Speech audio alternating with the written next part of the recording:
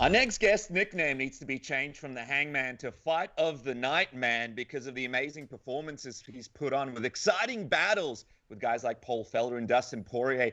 Now with his own podcast, it's a pleasure to welcome CKB and New Zealand's own Dan Hooker back to the program in between meals. Dan, we appreciate you squeezing us in. Welcome back to the program.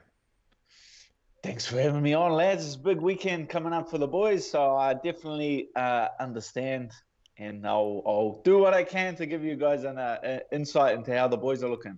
Yeah, we want to know all the dirty secrets, every single thing, Dan. Spare nothing. And you're full of lunch now. We saw you eating, so, this is going to be a Dan Hooker with a lot of energy. But just quickly, before we get into all that, and we will, you've got your new podcast, man. You've done a great job with this podcast. You're a couple of episodes in. What made you want to come over to the dark side and join us in the podcast world, Dan? I'm in it for the money, bud. I'm not going to lie. I'm in it for the... Prepare to be disappointed, Dan. Let us save you some time. MMA and podcasting, two of the lowest paid industries in the world. Obviously joking, but just to give what's going on over here in New Zealand a little bit more exposure, because there's so many fights going on every second, every weekend. There's a different MMA event on, different combat sports event going on in New Zealand and even Australia, and I feel like they just happen and they no one really talks about them. So once the shows get back up, I'll be able to get a lot of local fighters on and give them some eyes and let the global audience get to know these guys a bit better before they make it on the UFC stage. Yeah, so much talent coming from Australasia. It's crazy. Let me ask you though, if you could have one dream guest on the program, anybody in the world, who would it be? Oh, that's a good question. I feel like at some stage, Izzy will pop back up just for a throwback, and that'll be a bit of a chuckaway session. We'll probably just end up getting pissed and arguing with each other. But wouldn't that be low-hanging fruit for you at this point? You and Israel, you don't have to go through his manager. You just turn to him at the gym and be like, "Oi, come on the show." We're talking like make things awkward in the gym if he knocked you back, wouldn't it? Yeah. Then I would have to beat him up in the car park when he's not looking. We'll see. Do you ever imagine getting an opponent on before a fight as a guest on the show? I feel like that'd be revolutionary. Like if you went back in time, say with Paul Felder, and then you were like, you know what, let's just get him on before the fight. Or you could always do it after the fight and kind of, talk about, old battles and stuff. I guess it would have to be the right opponent. I feel like, I feel like if you already had like a lot of animosity with the guy, it's not gonna turn out too well. But the boxing does a good job of that when it has someone. What's that show called they do where they sit down and they sit face to face and they tell each other how they're gonna smash each other? Masvidal and Darren Till did a good one. That was pretty cool. The swivel chair show. They sit backwards on a swivel chair. And look at each other. Well, the swivel chair show is good. It's good. But that's not a bad idea, boys. Not a bad idea. Yeah, I'd love to see an interview like Conor McGregor or Brock Lesnar, or Conor McGregor and Brock Lesnar at the same time. All right, well, let's talk about what you mentioned, and that is, of course, there's a pretty historic event happening this weekend for your guys at CKB, and of course, I'm talking about UFC 253. You're holding down the fort in New Zealand, but how disappointed are you that you're not kind of there with the boys for the big night? Gutted. It looks like fun. The whole shebang looks like fun, when they were locking down the gym and all training together. And there's, energy just creates energy, and energy, they're all feeding off each other's energy, and you could feel it. I caught the end of it, the tail end of it when we were allowed to come in, but the gym was still split into groups of 10. So I was in a different group of 10. So I had to just look over the wall because they built a wall to separate all the fighters from each other, and I had to look over the wall and see how much fun they were doing, beating each other up. And it's pretty gutted to miss out on that. Pretty gutted to be out of sync with theirs. I would have loved to turn around and get on this card and be able to be a part of this massive event, but unfortunately I'm not. So I'll have to watch sitting on my couch drinking beers, which is not bad at the end of the day. Not bad at all, and you don't have that brutal quarantine when you return as well. But you got Shane Young, you got Kai Kara France, you got Brad Riddell, and then of course Israel battling it out on the same card. I believe the first time that 4 CKB fighters have been on the same card in the UFC. You mentioned you'll be watching it. How nervous will you be watching that fight? I imagine there's going to be, you're going to have those heart palpitations not once but 4 times. Oh, or are you more laid back? Are you just chilling there, like, whatever? Nah, usually I was like some fights I get like that. Like some fights I get pretty nervous. What was it when Israel fought Brunson? I was like, man, this is a tough fight. This is a big fight, and then to go out there and put on the showcase that he did, I was jumping out of my chair, going nuts. Not Kai's last fight. The fight before that was another one that it comes down to the opponents.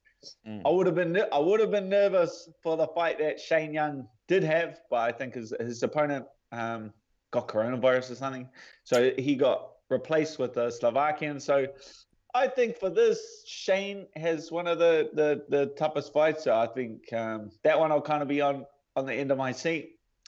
The others, I think they're just gonna bash him. I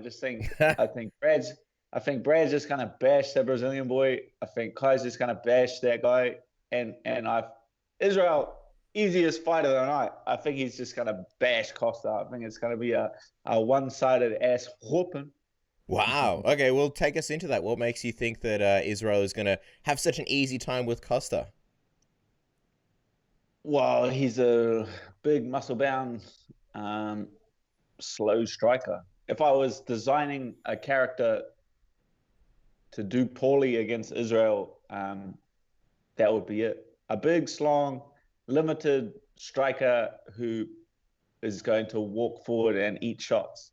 I find it. If I could design a character to get his ass whooped by Israel, that's pretty close.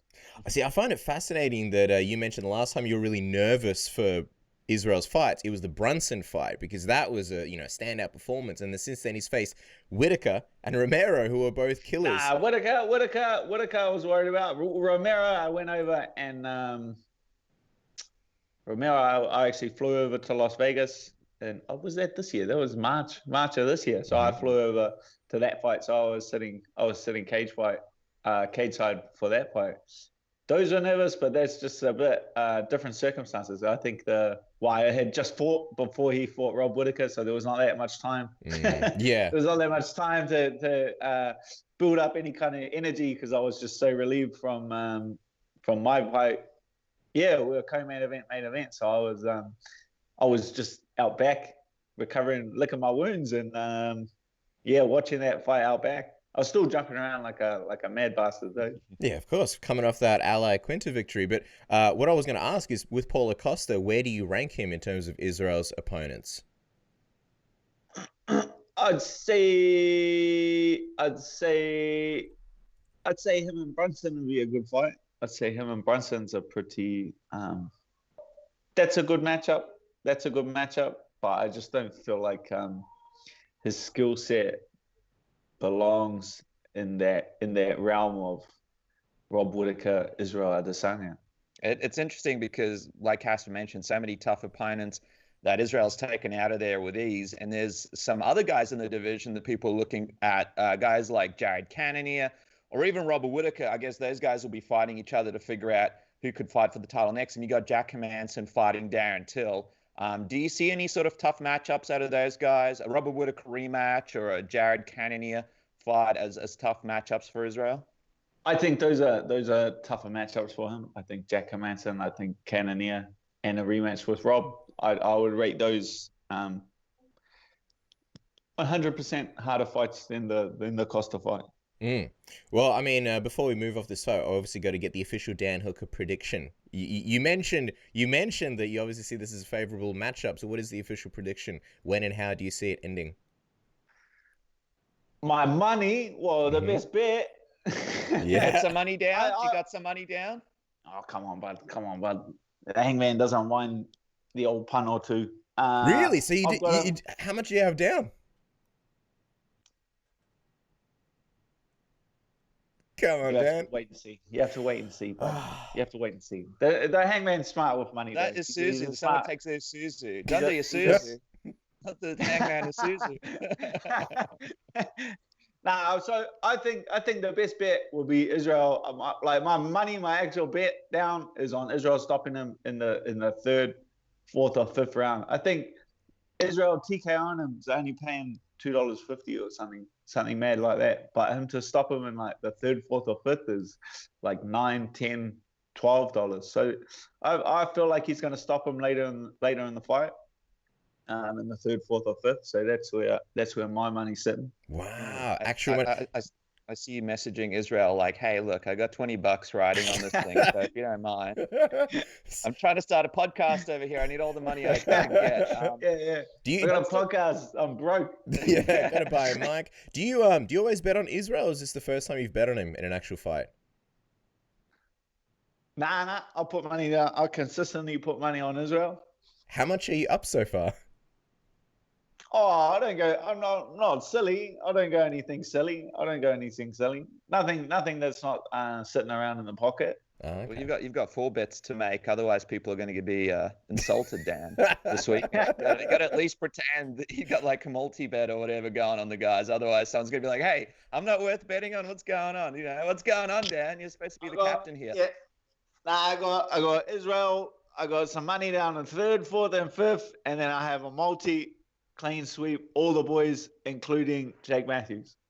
Well, I'll tell you what, next time you'll be doing the podcast, we'll be out of some kind of mansion on top of the beach, on top of a cliff. You see a big private jet. Big gold chain, Rolex watch. All of a sudden you've retired from fighting. But before you become rich and decide to leave fighting, let's talk about your division, because there's a lot of stuff going down at lightweight right now, man. First of all, what did you think when you saw Michael Chandler sign with the UFC and become the backup for this Khabib Gaethje fight? I believe on your podcast you said that he now has your attention. Yeah, well, it was hard when people were speculating it and saying about the fight. It's hard to know how much stock the UFC is putting into someone that's coming from another organization. But for him to now be signed to the organization, getting the next, being the fill-in for the title shot, now I know. Now I'm certain of how much stock the UFC's putting a lot of stock in on this kid. So I would love to be the guy that welcomes him to the UFC, knees his chin off, sends him back to the big leagues. Wow. What have you thought of him so far? Have you been impressed with what you've seen of him, in Bellator and in his past career? Oh, he's game. He's good. He's game. He's a quality fighter. That's not any knock on his skill or any knock on his ability. But I feel like we're just in just a different caliber. He's just going to be welcomed to a different caliber of fighter. It's interesting because, people are sort of wondering, he's jumped over from Bellator, but does he kind of deserve to be in the spot straight away to be the backup for this fight and to sort of get this opportunity? What do you think? It's the nature of the business. It's whoever says yes. There's a sport of opportunities. It's whoever says yes and whoever takes up the opportunity. It's pretty clear what happened. It was obviously the UFC didn't come to terms with Dustin Poirier on his contract coming into that fight against Tony Ferguson. They then would have offered the Michael Chandler fight to replace against Tony Ferguson, and obviously Tony Ferguson has turned the fight down too. So if they can't put that fight together as the backup, well, then it makes logical sense that Chandler's he said yes to both. He said yes to Tony Ferguson. Tony Ferguson said no. Well, then he gets a shot, and that's just the nature of the business that we're in. When excuse me, when initially that fight fell through between Poirier and Tony, everybody was saying your name. Looking at the rankings, it made sense, and I think stylistically it would have been an exciting fight. Were you contacted at all, or did you have interest in stepping in? I know you just sort of only just resumed to training, Huge was saying, but were you contacted at all? Nah. Why not? Did you want to be? Yeah, I would have 100%. I would have taken that opportunity. Yeah, it's short. Yeah, it's this. Yeah, it's that. I would 100% jumped on a plane and welcomed that opportunity with open arms. But obviously, the UFC wants to inject some new blood into the division, and that's not something that I'm opposed to. So yeah, just let me welcome the kid. You wanna bring him over? I'm a top 5 fighter, and I'm putting my hand up to say that I'm gonna give him a opportunity, and I'm gonna welcome him to the UFC. So, in terms of fighting Chandler, are you saying you'd like to get that fight together a little bit later on, or would you even be as comfortable as, doing a short notice thing and going over and actually being his fight on that card of UFC 254? He's likely getting into shape for a fight that, likely he might not fight on the night. Yeah, I would. If the UFC calls, if Sean Shelby calls me right now and he says, Michael Chandler, UFC 200 and whatever, yeah, we can put that together. We can make that happen. Of course. I love it. I love the promo. UFC 200 and whatever this weekend. There's too many. There's one every bloody weekend. Yeah. I can't keep up. He's won $3 million of betting on his team, and now he flies himself to Fight Island and calls it Dan Hooker Island. Let me ask you this, though, man. Let's talk about the matchup between you and Chandler, because it's an interesting one. How would you see that fight going? A lot of people, talking about Chandler's power and wrestling. How do you see? How would you preview that battle between you and him?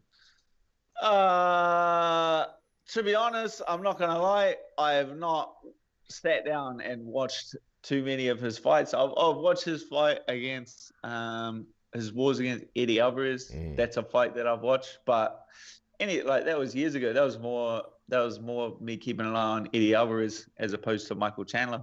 But I can't say I've watched anything too recent. I'll go. Well, obviously, if I get that fight put together, I'll do a bit of study and I'll have a far better answer for you next time around the bend. Yeah, I hope you get whatever your heart desires, Dan. But I would love to see you guys with like full camp, full preparation, because I think you and Chandler would just be absolute dynamite. Just out of curiosity, though, if something happened with Gaethje or Khabib and he was the fill-in, who do you think he's sort of the more dangerous matchup for, Gaethje or Khabib? Keeping in mind that you haven't exactly watched his whole photography. Yeah, you're like, ask me the question. Keep in mind. No idea who the guy is. Guys, I just admitted that I got no fucking idea. Shoot in the dark, Dan. Dan. Do what you usually do. Take a shot in the dark. I honestly now my answer is gonna sound like complete shit because of Michael Chandler, expert Dan Hooker on Submission Radio. All right, well, it's like the History Channel with the alien expert. Well, let me ask you maybe an easier question. What is your prediction for Gaethje versus Khabib, or Khabib versus Gaethje, I should say? How do you see that one playing out? Don't tell me you haven't seen any of their fights. Nah, I've definitely studied up enough to comment on those two. Like initially, I was thinking, well, Gaethje was going to be a super strong matchup just because of his defensive wrestling, and he's so good at getting back to his feet, so good at scrambling and keeping the constant pressure. But it's just I feel like Khabib with his control, with his top game, with his cage control, will be too much. I think it's going to be probably Khabib's toughest fight. I think he's gonna. I think Gaethje's going to. It's not going to be an easy night at the office for Khabib. I don't think he's going to completely blow him out of the water. But I think just with his control, he'll get the job done. So I'm more leaning towards Khabib for that one. You're no stranger to leg kicks yourself. I'm just curious what you think about Gaethje's leg kicks. If you think they can be any kind of difference maker. People keep talking about that. Yeah, 100%. If you've got a guy that stands up in front of you and happily gets kicked, but that's not really a range that Khabib fights at. He closes the distance quite quickly, and he'll get right in your face. It's very hard to kick someone in the leg when they're running at you. Well, let's finish off by talking about you, because people are sort of excited to see you make a comeback and be back in that octagon. So just break it down for us. And an ideal timeline for you, what would it be? When would you ideally like to be back in that octagon? I know you just sort of came back to the gym about a week or two ago. And also, sort of rank the opponents for us. You got Michael Chandler, you got Tony Ferguson. A lot of people want to see you fight Oliveira. How do they rank for you? How would you do the top three? Top three? Well, let's get to the first question. So I'm 100%. I'm going to get back in there before the end of the year. That's something that I'm very set on. I've had a good amount of time to recover. I'm back in the gym. I'm fit. I'm training, and I'm ready to jump into camp and get back in there. So late November, December, my schedule's wide open. So we're going to book something. Top pick, hands down, would have to be Tony Ferguson. That's a fight that I would love to jump in, just because of the mystique around Tony Ferguson. I would love to get in there and just compete with the guy. But coming a close second, Michael Chandler. You throw him in for a world title. You throw him in first fight as the backup for a world title. That definitely shows the stock that the UFC is putting into that guy. And I would love to get in there and knee him in the face. Third, I keep getting broken translations from like random reporters that like Charles Oliveira is calling out. Charles Oliveira, get on a video, say, Dan Hooker, I want to fight you. It's not a difficult thing to do. I don't speak Portuguese, my friend. I cannot understand you. I cannot understand translations.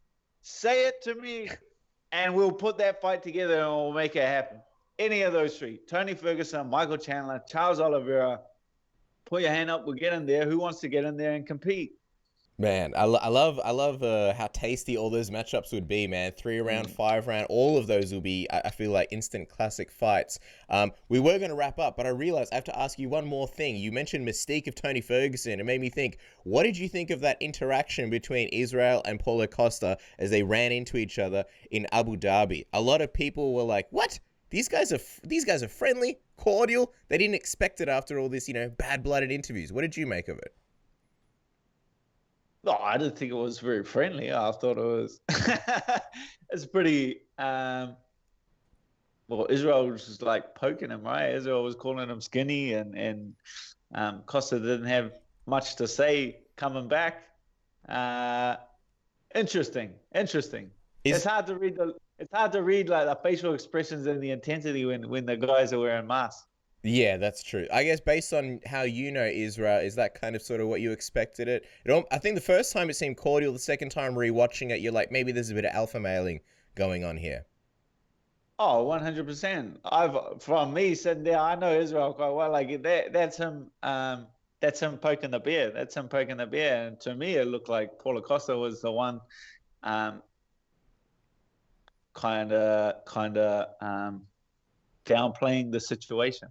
I feel like Israel was the one instigating and kind of stirring the pot. Maybe he's learning a few of my tricks. I love to stir the old pot. Of course, so many classic encounters. You and Paul Felder, you and Dustin Poirier. Can't wait to see what happens this weekend, and can't wait to see how many millions of dollars you win, Dan, on the multi-bet. You have to let us know. Of course, guys, tune into the Dan Hooker podcast. Available now on YouTube and Spotify. And if you're in New Zealand, don't forget to check out the Combat Academy, Dan's Gym, and of course, follow them out on Twitter at Dan the Hangman and IG at Dan Hangman. Can't wait to see which one of those top 3 opponents come out and take a fight with Dan Hooker. Can't wait to see you make the return to the UFC. And thank you so much for coming back to Submission Radio. Thank you, lads. It's always a pleasure. I enjoyed myself thoroughly. Enjoy your day. You too, Dan. Thanks for your time, man. Catch you later. Thank you, lads.